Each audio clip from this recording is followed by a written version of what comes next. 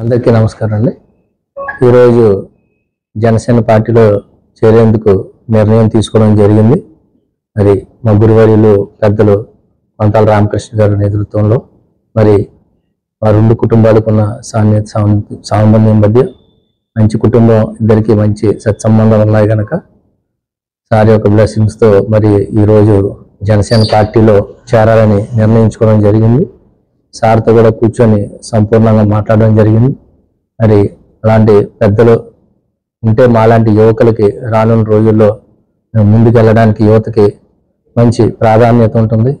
అలాగే మరియు ఈరోజు మనం చూస్తున్నాం, కూటమి ప్రభుత్వం వచ్చిన తర్వాత నరేంద్ర మోడీ గారు ప్రత్యేకమైన దృష్టి ఆంధ్రప్రదేశ్ మీద పెట్టడం కానీ, అలాగే మన రాష్ట్ర ముఖ్యమంత్రి చంద్రబాబు నాయుడు గారు, మన ఉప ముఖ్యమంత్రి పవన్ కళ్యాణ్ గారు మరియు వీరందరి నేతృత్వంలో కూటమిలో భాగంగా ఖచ్చితంగా ఉత్తరాంధ్ర వెనకబడి ఉన్నదని మనందరికీ తెలుసు.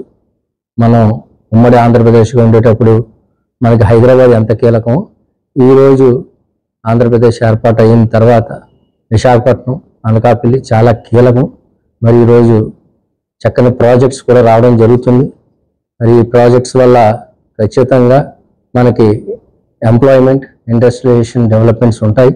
అలాగే మనకి యువ నాయకులు నారా లోకేష్ గారు ఉన్నారు. ఆయన ఐటీ శాఖ మంత్రులు కనుక ఖచ్చితంగా మంచి కార్పొరేట్ సెక్టర్స్ వస్తాయి.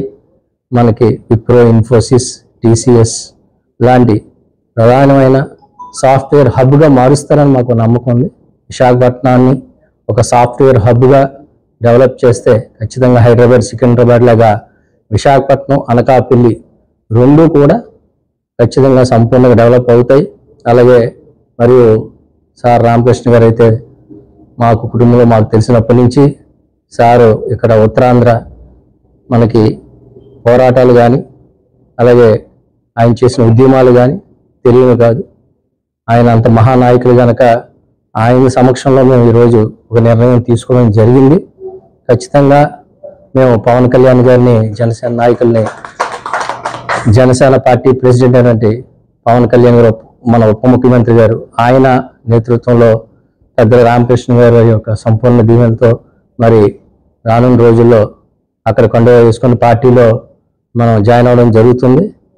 మరి ఈ అవకాశం కల్పించిన మీడియా మిత్రులకు, ఇక్కడ